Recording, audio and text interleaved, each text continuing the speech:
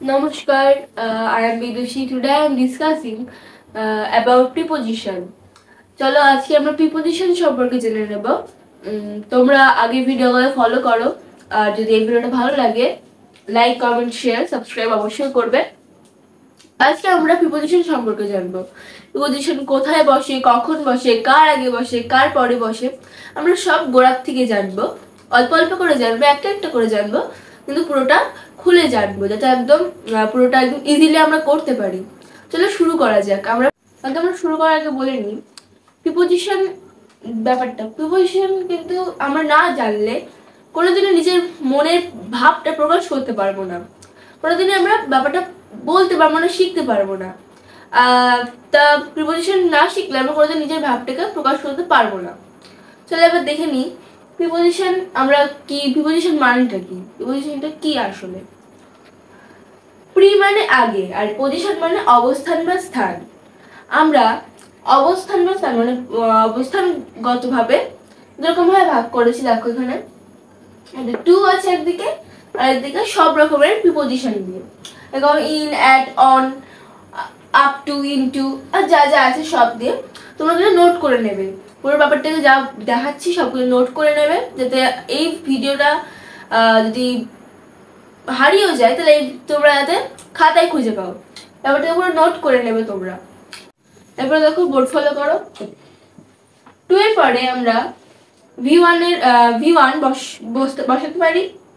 Two এর পরে আমরা নাউন বসাতে পারি। টু এর পরে আমরা, তবে দেখো বোর্ড ফলো করো, আমি এখানে কি লিখেছি, টু এর পরে ভি ওয়ান বসাতে পারি আমরা। টু এর পরে নাউন বসাতে পারি। টু এর পরে প্রোনাউনের অবজেক্টিভ, পসেসিভ আর সেলফ প্রোনাউন বসাতে পারি। এই ক্ষেত্রে নিয়মটা একটু আলাদা। দেখো in, at, on, up to, into, over, মানে এই সব প্রিপোজিশনগুলোর পরে আমরা এরপরে শুধুমাত্র নাউন বসবে। প্রিপোজিশনের পরে self pronoun, objective pronoun, possessive pronoun বসবে। আর দেখো 3 নম্বরে রয়েছে ভার্ব বসবে না, ভার্ব কিন্তু বসবে না। যদি বসে অবশ্যই আইএনজি যুক্ত করতে হবে। ভার্ব বসলে সবসময় আইএনজি যুক্ত করতে হবে। এরপরে আমরা আরো উদাহরণ দেখে নেব। এরপরে আমরা এক একটা প্রিপোজিশন বুঝে নেব, শিখবো, এক একটা করে শিখবো। তোমরা সব ক্লাসগুলো ফলো করো। চলো শুরু করি। তো আমরা ইনের ব্যবহার শিখবো। তাহলে ইন সমান ভেতরে বা মধ্যে, ভেতরে বা মধ্যে। আমরা কিরকম বলতে পারি, ঘরের ভেতরে, স্কুলের ভেতরে, বইয়ের ভেতরে। ঘরের ভেতরে,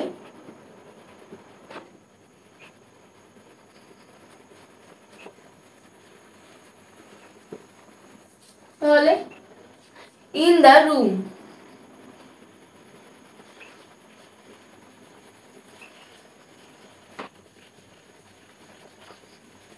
ইন দ্য রুম। বইয়ের ভেতরে,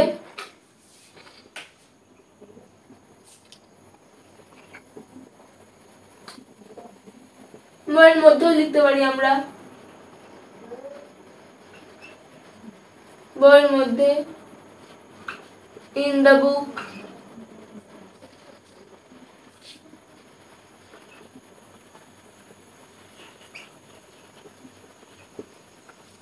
তারপরে কি বলতে পারি, স্কুলের ভেতরে,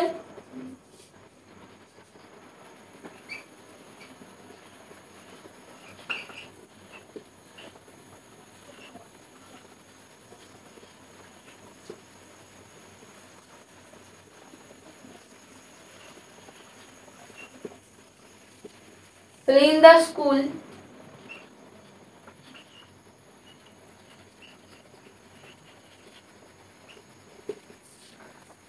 আর অনেক রকমের উদাহরণ হবে। যখন আমরা দেখছি কোনো জায়গায় ভেতরে বোঝাচ্ছে, তখন আমরা কি করতে পারি, তখন আমরা ইন ব্যবহার করব সেই জায়গাটাতে। তখন আমরা করছি হ্যাঁ যেখানে ভেতরে ব্যবহার হচ্ছে তখন আমরা ইন ব্যবহার করে দেবো। ইন মানে ভেতরে বা মধ্যে। তাহলে এবার থেকে যখন যখন প্রিপোজিশনের কাছে মনে পড়বে ভেতরে ব্যবহার হচ্ছে তখন ভেতরে বা মধ্যে ব্যাপারটাকে ইন লিখে দেবে। ইনের দুটি ব্যবহার দেখো, আমরা স্কুল কলেজ, দেশ, উপদেশ, মালভূমি সমভূমি, নদী নালা, আরও অনেক স্কুল, মানে বিদ্যালয় কলেজ, আরও এরকম বড় বড় প্রতিষ্ঠানের ক্ষেত্রে আমরা আগে ইন ব্যবহার করব। তাহলে in the school, in the college, এরকম বড় বড় প্রতিষ্ঠানের ক্ষেত্রে আমরা আগে ইন ব্যবহার করব। আরও হবে যেরকম থানা, জেলা, ক্লাব, ময়দান, পুকুর, মাঠ, আরও আরও অনেক রকমের হবে। কোনো জায়গা বোঝালে আমরা তার আগে ইন লিখে দেবো। কোনো জায়গার আগে আমরা সবসময় ইন ব্যবহার করব। তাহলে দেখো আমরা যদি বলি হসপিটালে, তাহলে হসপিটাল যোগ এ। তাহলে যদি আমরা বলি পুকুরে, পুকুর যোগ এ। কোনো জায়গার মানে কোনো জায়গার আগে যদি আমরা পরে যদি আমরা এ বা তে ব্যবহার করি তখন আমরা কিন্তু তার আগে ইন লিখবো। যেরকম আমরা বলতে পারি কলকাতাতে, কলকাতা যোগ তে। এর তে আছে তার মানে আগে ইন বসবে, তে বা এ থাকলে ইন বসবে। তো দেখো হসপিটালে, তাহলে ইন হসপিটাল,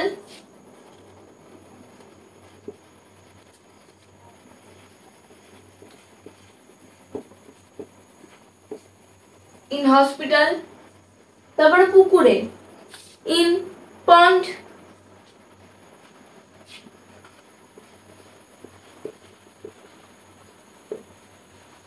তারপরে কলকাতাতে ইন কলকাতা,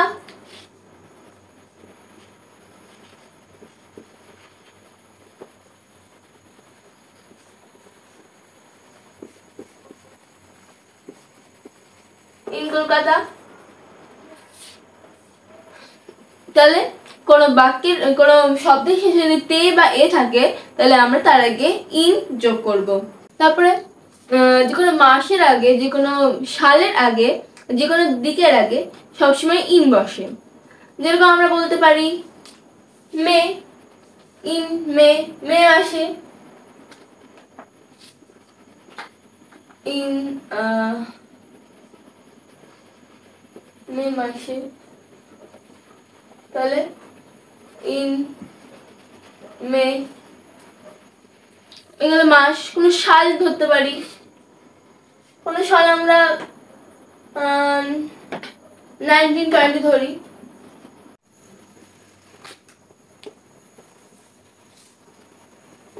তারপরে কোনো দিক ধরতে পারি in the east,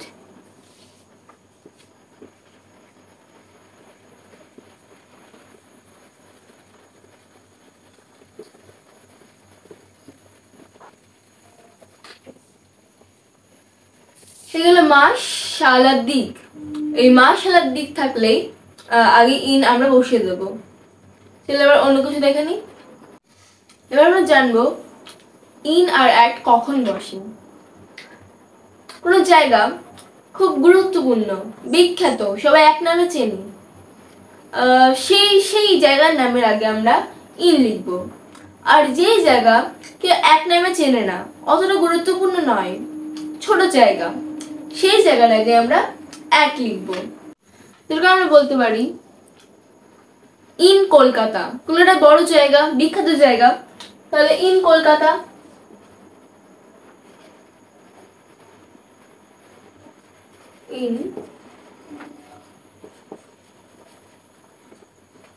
in Kolkata. আর একে আমরা বলতে পারি ইন সিথির মোড়, সিথির মোড় মানে ছোট জায়গা, তো গুরুত্বপূর্ণ নয়, এই এক সিথির মোড়,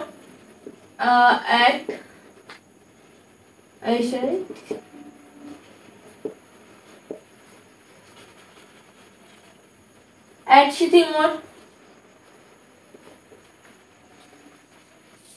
তাহলে বুঝলাম ছোট জায়গা আমরা ইন আর অ্যাট কখন কোথায় বসে। তারপর ফলো করো, যে কোনো ঘড়ির সময়ের আগে আমরা অ্যাট ব্যবহার করব। যে কোনো ঘড়ির সময় বলতে আমরা কি বলতে পারি? 4টের সময়, 2টোর সময়, 3টের সময়, 1টার সময়। তাহলে at 4 PM বা যা খুশি বসিয়ে দেবে। তারপরে at 2 PM, at 2 AM লিখি।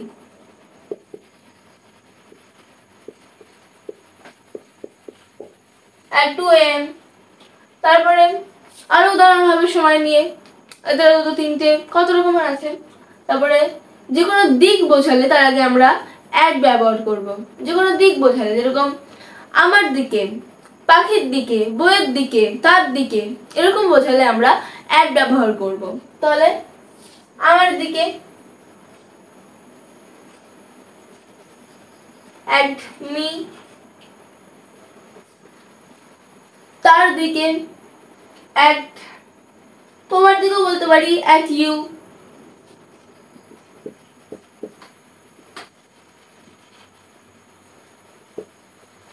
আর অনেক রকম উদাহরণ হবে, তোমরা প্র্যাকটিস করো বাড়িতে, আরো বেশি বেশি করে প্র্যাকটিস করবে, শুধু দুটো না, আরো বেশি করতে হবে। তারপর দেখো এখানে অন রয়েছে। আমরা অন কোনো কিছুর ওপরে বোঝালে আমরা অন ব্যবহার করি। তাহলে আমরা কিরকম বলতে পারি? বইয়ের ওপরে বা ছাদের উপরে আমাদেরকে স্পর্শ করে থাকতে হবে, তখনই আমরা অন ব্যবহার করতে পারবো।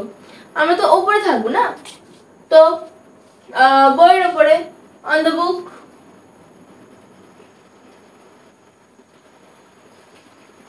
on the book।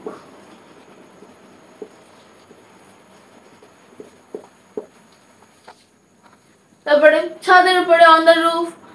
এর অনেক কিছুর ওপরে বোঝালে আমরা on ব্যবহার করব। এরপরে যে কোনো তারিখের আগে on বসে, যে কোনো তারিখ বোঝালে on বসবে। তাহলে আমরা কি কত তারিখ নিতে পারি? যে কোনো তারিখ নিয়ে নাও, আমি এরকম 1/1/24 নিচ্ছি। তাহলে শুধু এর আগে on লিখে দেবো, তাহলেই হয়ে যাবে।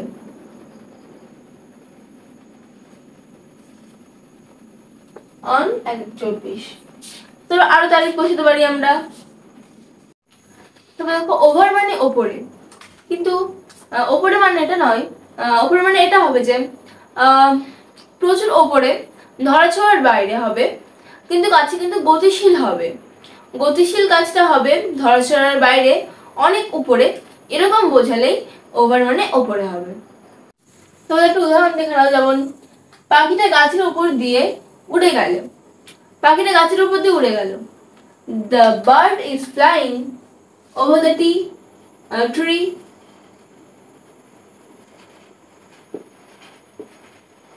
The bird is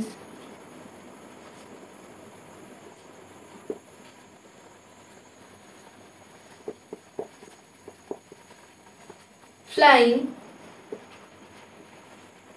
over the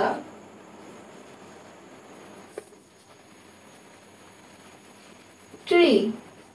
The bird is flying over the tree. এবার দেখো নিচে বোঝালেই আন্ডার হবে, কারণ কোনো কিছু নিচে বোঝালে আন্ডার লিখতে হবে। যেরকম আমরা বলতে পারি বইয়ের নিচে, বইয়ের নিচে under the book, under the book, বইয়ের নিচে। তারপর আমরা বলতে পারি টেবিলের নিচে under the table। কোনো কিছু নিচে বোঝালেই আমরা আন্ডার লিখবো। তারপর দেখো আপ বা আপন, এটা আমরা কোনো পাহাড়, গম্বুজ, চূড়া, এরকম উঁচু জায়গা বোঝালে আমরা আপ বা আপন লিখতে পারি। তা আপ বা আপন কোনো উঁচু উঁচু জায়গায় বোঝালে আপ বা আপন লিখতে হবে। যেটা আমরা বলতে পারি পাহাড়ের উপরে, up the hill।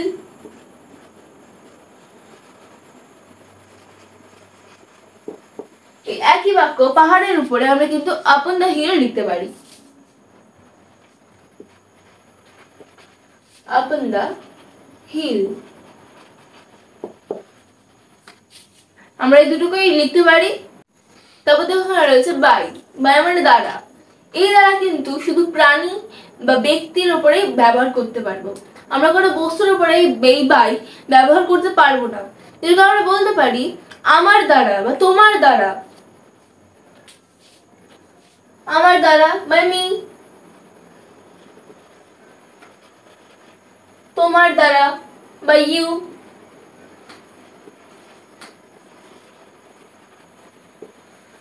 তারপরে কোনো প্রাণীর দ্বারা কি বলতে পারি আমরা, সিংহর দ্বারা বাই লায়ন। এরকম কোনো প্রাণী বোঝালেও করতে পারি, কোনো ব্যক্তি বোঝালেও করতে, কিন্তু কোনো বস্তু বোঝালে আমরা এটাকে বাইরে দিতে পারবো না।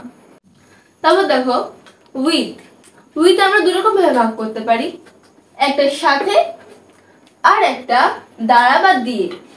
আমরা সাথে বোঝালে কি বলতে পারি, আমার সাথে উইথ মি, তোমার সাথে with you, with me, with you, আর অনেক হবে উদাহরণ। তারপর দেখো দ্বারা দিয়ে উইথ স্টিক, এটা কিন্তু বস্তুর সঙ্গে হবে, বস্তুর সঙ্গে। তাহলে বাইরের সময় কিন্তু বস্তুর সময় ছিল না, এখন উইথের সময় বস্তুর সঙ্গে হবে। তো উইথ স্টিক এটা ঠিক হবে, তা উইথের সঙ্গে with stick, with by stick এটা কিন্তু ভুল, এটা ভুল, এটা ঠিক। উইথ স্টিক আমরা দ্বারা বোঝালে এটা লিখবো, আর সাথে বোঝালে উইথ মি লিখবো। কোনো বস্তু দ্বারা বোঝালে আমরা উইথ লিখবো, দিয়ে বস্তুর নামটা লিখে দেবো। আর কারোর সাথে বোঝালে আমরা উইথ লিখে যার সাথে বোঝাবো তাই সেটা সেই জিনিসের নাম লিখে দেবো। এবার দেখো আবার বাইরে রয়েছে, এই বাইরে মানে হচ্ছে পাশে। তো আমরা কোনো জড় পদার্থের পাশে যদি বোঝাই তাহলে আমরা বাই ব্যবহার করব। কোনো জড় পদার্থ বোঝালে আমরা বাই ব্যবহার করতে পারি, যেরকম আমরা বলতে পারি দরজার পাশে, by the door.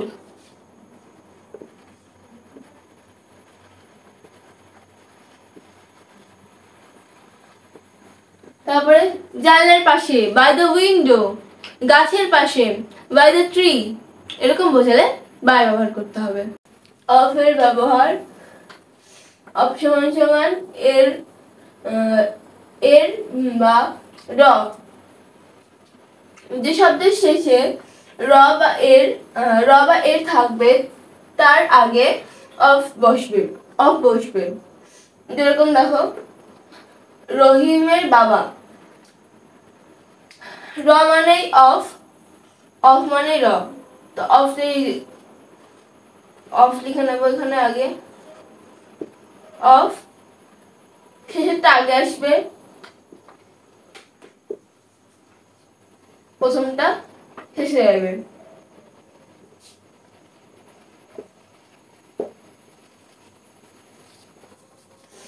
Father of রহিম, রহিমের বাবা। বিসাইড মানে পাশে, তা আমরা বলতে পারি আমার পাশে বা তোমার পাশে, তাদের পাশে। আমার পাশে beside me, beside you, beside me, beside you, beside them, beside him. এরকম হলে তোমরা বিসাইড ব্যবহার করবে। তো দেখো বিটুইন, যখন দুজনের মধ্যে বোঝালে বিটুইন ব্যবহার করবো। দুজনের বেশি কিন্তু হবে না, তিনজনও হবে না, দুজনের মাঝখানে বোঝালে বিটুইন ব্যবহার করবো। যেরকম দেখো এটা কিন্তু বস্তু মানে প্রাণী যেরকম সেরকম মধ্যে হলেই হবে। বিটুইন দুজনের মধ্যে বোঝালে বিটুইন ব্যবহার করবো। আমরা এরকম একটা শব্দ নেই, একটা বাক্য তৈরি করি, রাম আর রহিমের মধ্যে, রাম আর রহিমের মধ্যে, বিটুইন রাম অ্যান্ড রহিম।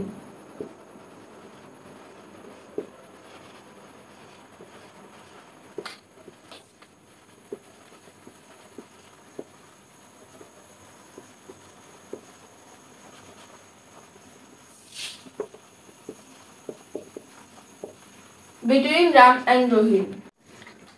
এবার দেখো এমন, সবার মধ্যে দুই এর বেশি, সবার মধ্যে দুই এর বেশি বোঝালেই এমন ব্যবহার করতে হবে। যেমন আমরা বলতে পারি আমাদের মধ্যে, অ্যামং আস। সবার মধ্যে, অ্যামং অল। তাদের মধ্যে, অ্যামং দেম। এরকম সবার মধ্যে বোঝালে 2 এর বেশি আমরা এবং ব্যবহার করব। এবার দেখো আমরা এখানে একটা পাত্র বা পুকুর কল্পনা করি, তারপরে দেখব ভেতর থেকে বাইরে বোঝালে আমরা আউট অফ লিখবো, হ্যাঁ আউট অফ লিখবো, আর বাইরে থেকে ভেতরে বোঝালে আমরা ইনটু লিখবো। তাহলে এটা একটা পুকুর কল্পনা করে বা একটা পাত্রও হতে পারে, একটা বাড়িও হতে পারে। আমরা ভেতর থেকে বাইরে বোঝালে আউট অফ লিখবো, আর বাইরে থেকে ভেতরে বোঝালে ইনটু লিখবো। তোমরা এভাবে বাড়িতে প্র্যাকটিস করো, সঙ্গে থাকো। আজকের মতন এটুকুই, ধন্যবাদ।